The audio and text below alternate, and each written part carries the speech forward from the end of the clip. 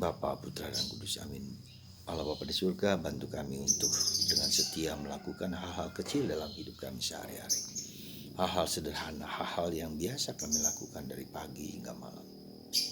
Tetapi dengan penuh cinta, dengan penuh kasih, tanpa pamrih. Terpujilah namamu kini dan sepanjang segala masa. Amin. Para saudaraku terkasih dalam Kristus, hari ini Yesus mengingatkan akan satu prinsip penting di dalam seluruh hidup kita, yaitu melakukan segala sesuatu dengan kasih.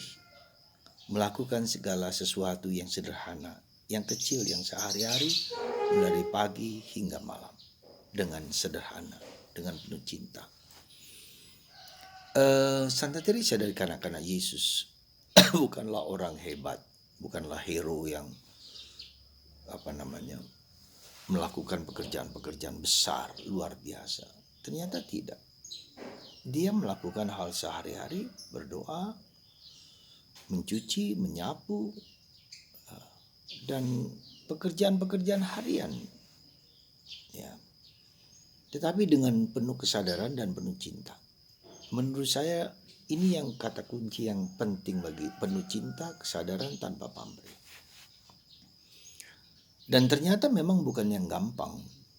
Ya, mulai dari kita bangun, ya, mulai dari kita bekerja, mulai dari kita masak, cuci, atau melakukan pekerjaan harian kita, daily works, venial yang kecil-kecil, tetapi dengan penuh cinta dan penuh kasih dan mempersembahkannya itu kepada Tuhan. Menurut saya Teresa itu bukan melakukan apa yang paling besar, bukan itu yang paling penting, tetapi motivasi. Tapi attitude-nya yang menurut saya yang perlu kita renungkan, dan attitude itu dalam bahasa sekarang ya kita sebut bersikap now, here and now, hic et nunc, sekarang. Nah, kita cenderung untuk ketika kita melakukan sesuatu kita ingat yang lampau, kita ingat yang akan datang, dan kita tidak memberikan seluruh diri kita, fokus kita kepada yang sekarang ini. Dan yang sekarang ini sehingga kita tidak diganggu oleh pikiran-pikiran atau kekacauan penyesalan atau apa yang kekhawatiran ke depan. Jadi penyesalan ke belakang dan kekhawatiran ke depan.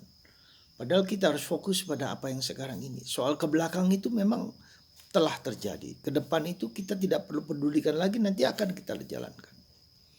Jadi kita dihadapkan pada dua sisi, yaitu penyesalan, rasa bersalah, dan kekhawatiran ke depan. Dua hal ini yang seringkali tarik-menarik dalam diri kita sehingga energi kita habis hanya untuk memikirkan ke belakang dan memikirkan kecemasan ke depan. Padahal seluruh diri kita haruslah rahmat itu justru muncul pada waktu sekarang. Hic et nunc, sekarang dan di sini.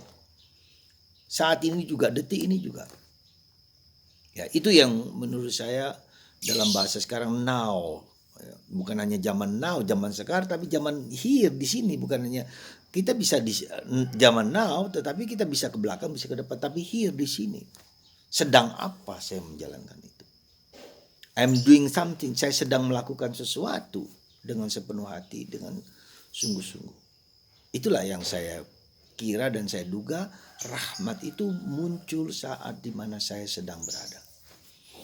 Itulah yang disebut dalam bahasa yang lama disebut kontemplasi. Ya, kontemplasi, kita mengkontemplasikan, kita sedang full 100% to down and here. Mengkontemplasikan apa yang sedang saya lakukan.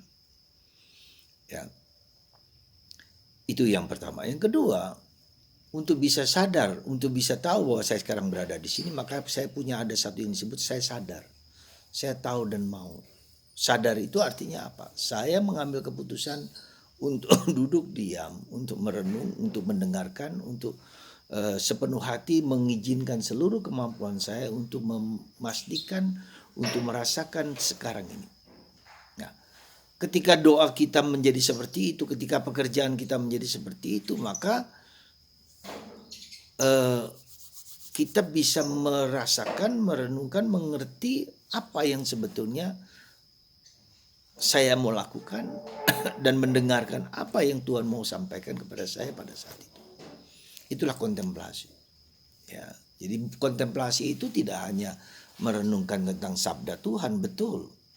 Itu benar. Tetapi ketika mendengarkan sabda Tuhan harus dimulai dulu dengan kesiapan batin, pikiran dan perasaan dan keinginan bahwa saya sekarang mau diam dan hening dan merenungkan sabda Tuhan.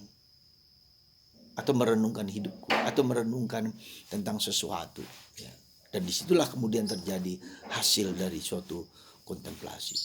Nah, jadi setia dalam hal-hal kecil dan perkara kecil adalah kesetiaan kita untuk menjalankan sesuatu dengan sadar, tahu, dan mau. Nah, untuk itu saya harus nomor ketiga adalah saya mengambil keputusan. I decide to make this happen to me. Ya.